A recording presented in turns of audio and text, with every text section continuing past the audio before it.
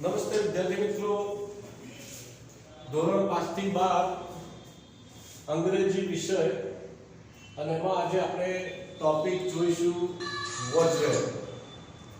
વોચવેર એ શું છે ભાઈ? ભૂતકાળના ટુબીના રૂપો છે. વોચવેર એ શું છે ભાઈ? ભૂતકાળના ટુબીના રૂપો. વર્તમાનકાળના ટુબીના રૂપો કયા? તો એમિજા. ભૂતકાળના ટુબીના રૂપો કયા? તો વોચવેર. વોચવેર એટલે શું? વોચ એટલે હતું, હતી અને હતું. એ શામાં વપરાય ભાઈ? એક વચનમાં વપરાય છે. શામાં વપરાય છે? એક વચનમાં. અને વેર, વેર એ શું છે ભાઈ? એનો મતલબ થાય હતા, અને એનું એ શામાં વપરાય? બહુવચન નામની આગળ વપરાય છે. તો આપણે જોયું કે ભાઈ વોચ એટલે શું? તો હતો, હતી, હતું. વેર એટલે હતા કે જે બહુવચનમાં વપરાય છે. વોચ એ એકવચનમાં વપરાય છે. હવે જોઈએ આપણે એકવચન, બહુવચન, એમાં સર્વનામ વિશે વાત કરીએ તો પહેલો પુરુષ એકવચન એટલે આઈ, પહેલો પુરુષ બહુવચન એટલે વેર, બીજો પુરુષ એકવચન એટલે યુ, બીજો પુરુષ બહુવચન એટલે યુ, ત્રીજો પુરુષ એકવચન એટલે હી, સી અને ઇટ. આ પુરુષ માટે, આ સ્ત્રી જાતિ માટે અને આ નાન્યતા જાતિ માટે. પછી ત્રીજો પુરુષ બહુવચન એટલે શું ભાઈ? ધે. બરાબર.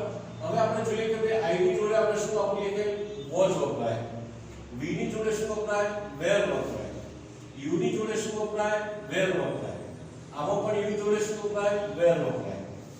હી, સી અને ઇટ જોડે શું વપરાય ભાઈ? વોચ નો ઉપયોગ કરીશું. અને ધે જોડે પણ આપણે વેર નો ઉપયોગ કરીશું. આઈ વોચ એટલે શું થશે ભાઈ? હું હતો, છોકરી હતો એટલે હું હતી, એવો અર્થ નીકળે. વી વેર એટલે શું ભાઈ? અમે અથવા આપણે હતા. યુ વેર એટલે તું હતો, તું હતી. એક વચન હોય ત્યારે વાપરી શકાય. યુ વેર એટલે તમે હતા, આ બહુવચનમાં વપરાય.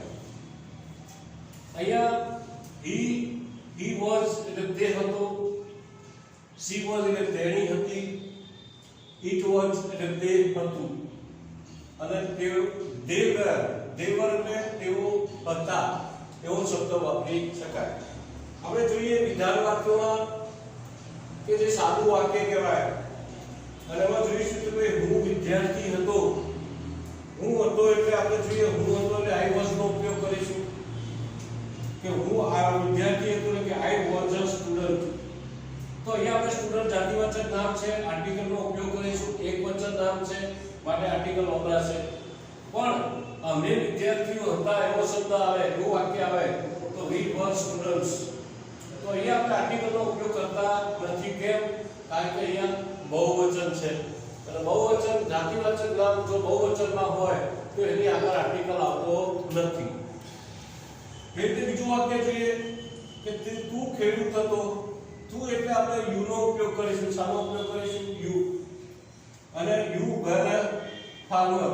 તો અહીંયા ફાર્મર એકવચન છે માટે આર્ટિકલ મૂકીશું એ, અને ખેડૂત હતો એટલા માટે અહીંયા તું હતો એટલે તુંના માટે આપણે યુ આપણી પર યુ ની જોડે વેર જ વપરાય.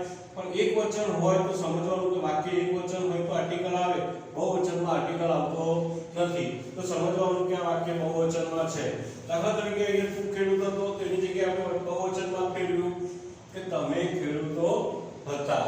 તો અહીંયા શું થશે ભાઈ? કે you were student, you were farmers. તો એ આપણે શાનો ઉપયોગ કર્યો ભાઈ? બહુવચન વાક્ય બનાવ્યું. તો એકવચન બહુવચનમાં ડિફરન્ટ શું થયું? તો બહુવચનમાં આર્ટિકલ આવશે નહીં, જ્યારે એકવચનની અંદર આર્ટિકલ આવશે. એ રીતે આગળ જોઈએ કે તે ડોક્ટર હતો. તે ડોક્ટર હતો. તો આપણે શું થશે કે he was a doctor. He was a doctor. પણ તેણી નર્સ હતી. તો આપણે શું કરીશું? સી. તેણી એટલે સી. હતું, હતી આવે ત્યારે આપણે was નો ઉપયોગ કરવાનો. છે આવે કે છીએ આવે તો એના માટે આપણે એમિજા નો ઉપયોગ કરવાનો.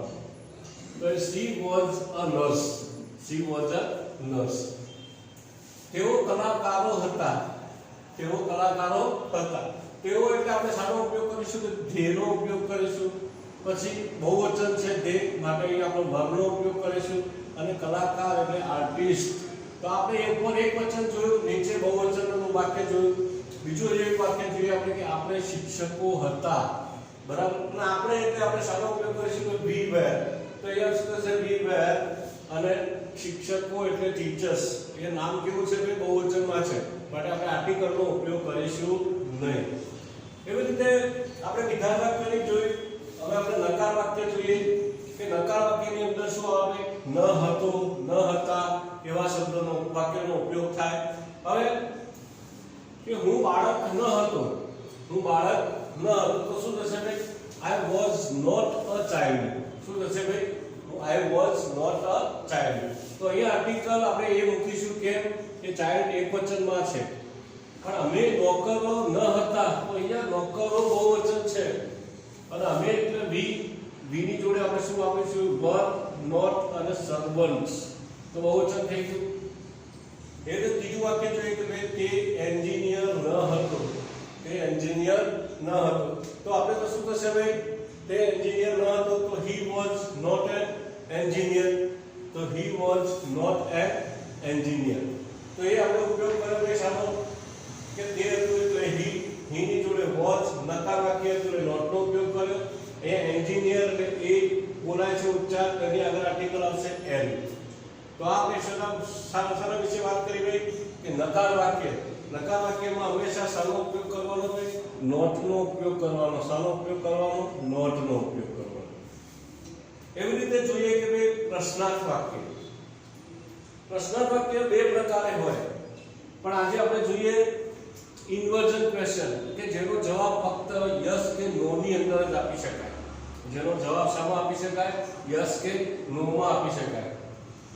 અને બીજો પ્રશ્ન WH થી હોય કે જેની અંદર what, where, when, why, how many, how much, which, how long, how far જેવા શબ્દોનો આપણે ઉપયોગ કરી શકીએ જેને પ્રશ્નસૂચક શબ્દ કહી શકાય.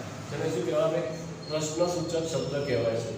આપણે સાદા વાક્યો જોઈએ, સાદા પ્રશ્ન જોઈએ કે જે ઇન્વર્ઝન ક્વેશ્ચન. આને શું કહીશું ભાઈ ઇન્વર્ઝન ક્વેશ્ચન. ઇન્વર્ઝન ક્વેશ્ચનમાં શું હોય કે જેનો જવાબ ફક્ત યસ કે નો એટલે હા કે નામાં જ મળે છે. દાખલા તરીકે શું તમે જાદુગર હતા? શું તમે જાદુગર હતા? તો અહીંયા આપણે શાનો તમે શબ્દ છે. તમે શબ્દ છે માટે આપણે where નો ઉપયોગ કરીશું. where you સાથે શું આવશે કે where અને where you તમે એટલે you અને a magician. તો શું થયું ભાઈ કે તમે જાદુગર હતા. શું તેઓ ખેલાડીઓ હતા? હવે અહીંયા કરતા જોવાનું. કરતા કોણ છે કે તેઓ. તેઓ એટલે શું થશે કે they અને they ની જોડે શું વપરાય where. they ની જોડે શું વપરાય where. તો આપણે where ને ક્યાં લેવાનું આગળ. પ્રશ્ન વાક્યની અંદર was where ને આપણે ક્યાં લેવાનું આગળ લેવાનું. પ્રશ્ન વાક્યની અંદર was where ને ક્યાં લઈશું આપણે આગળ લઈશું. એટલે where they players. બરાબર. એવી રીતે આપણે ઉપયોગ કર્યો. તો આપણે સર્વનામની અંદર was where કેવી રીતે વપરાય એનો કેવી રીતે ક્યાં was વપરાય, ક્યાં where વપરાય, ક્યાં એકવચનમાં કેવી રીતે વપરાય, બહુવચનમાં કેવી રીતે વપરાય એના વિશે આપણે અભ્યાસ કર્યો. હવે આપણે દર્શક સર્વનામો કયા આવે તો આપણે આગળ જોઈ ગયા કે દર્શક સર્વનામની અંદર these, that, these અને those આ બધા શું છે દર્શક સર્વનામો છે. અને એ દર્શક સર્વનામનો પણ એની અંદર પણ આપણે was where નો ઉપયોગ કેવી રીતે થાય, એકવચનમાં કેવી રીતે થાય, બહુવચનમાં કેવી રીતે થાય એના વિશે આપણે અભ્યાસ કરીએ. અહીંયા છે these, that અને those. this નું બહુવચન these, that નું બહુવચન those. એવી રીતે આપણે આગળ અભ્યાસ કરી ગયા છીએ. દાખલા તરીકે આ ટેબલ હતું તો આ માટે આપણે શાનો ઉપયોગ કરીશું એકવચન વાક્ય છે માટે this વાપરીશું. અને this was હતું એટલે was અને a table. ટેબલ એ જાતિવાચક નામ છે માટે આર્ટિકલ મૂકીશું. પેલી ખુરશી હતી તો આપણે શું કરીશું that was a chair. that was a chair. તો એ આપણે શાનો ઉપયોગ કર્યો છે that નો ઉપયોગ કર્યો. કેમ? કારણ કે અહીંયા પેલી ખુરશી એટલે એક જ વચન છે અને એક વચનમાં જ્યારે પેલું શબ્દ આવે તો that નો ઉપયોગ કરવાનો. આ શબ્દ આવે ત્યારે this નો ઉપયોગ કરવાનો. દાખલા તરીકે બીજું વાક્ય કે આ ગાય ન હતી, આ ગાય ન હતી, તો શું થશે ભાઈ? This was not a cow. This was not a cow. તો એ આપણે શાનો ઉપયોગ કર્યો કે આ છે માટે this નો ઉપયોગ કર્યો. વાક્ય કેવું હતું? આ નકાર વાક્ય છે. કયું વાક્ય છે? નકાર વાક્ય છે. તો માટે આપણે શાનો ઉપયોગ કર્યો કે was not a cow. એટલે બીજું વાક્ય નકાર થયું કે પેલી બકરી ન હતી, પેલી બકરી ન હતી, તો that was not a goat. goat એટલે ભાઈ બકરી, અને એ પેલું શબ્દ છે માટે આપણે શાનો ઉપયોગ કર્યો કે that નો ઉપયોગ કર્યો. ન હતું એટલે આપણે was not ઉપયોગ કર્યો, તો વાક્ય આપણે નકાર બનાવ્યું. પણ હવે જોઈએ કે ભાઈ આ બે વાક્યો આપણે જોયા કે એક વચનમાં જોયા. હવે આ વાક્ય આપણે નકારમાં જોઈએ પણ બહુવચન છે કે ભાઈ આ વૃક્ષો ન હતા, આ વૃક્ષો ન હતા. તો એ જોવાનું કે વૃક્ષો બહુવચનમાં છે અને આનું અહીં આપણે ધીસ નહીં પણ એની જગ્યાએ આપણે ધીસ નો ઉપયોગ કરીશું, કારણ કે ધીસ નું બહુવચન શું થાય? ધીસ થાય. તો માટે આપણે લખીશું these were not trees. અહીંયા કોઈ આર્ટિકલ નો ઉપયોગ થશે નહીં. પેલા છોકરાઓ ન હતા, પેલા છોકરાઓ ન હતા. તો પેલા એટલે આપણે that પેલું એટલે that થાય પણ એનું બહુવચન શું થાય? those થાય. માટે આપણે બહુ છોકરાઓ બહુવચન છે માટે આપણે those નો ઉપયોગ કરીશું. those were not boys. તો આપણે શાનો ઉપયોગ કર્યો ભાઈ? those નો ઉપયોગ કર્યો. અને આ વાક્ય કેવા જોયા? આપણે નકાર વાક્ય જોયા. શું જોયું ભાઈ? નકાર વાક્ય જોયા. હવે પ્રશ્ન વાક્ય જોઈએ. મેં જો આગળ કહ્યું કે ભાઈ ઇન્વર્ઝન ક્વેશ્ચન કે જેનો જવાબ ફક્ત હા કે નામાં જ મળે. એવી રીતે અહીંયા પણ આપણે કહ્યું કે શું આ સ્ત્રીઓ હતી? શું આ સ્ત્રીઓ હતી?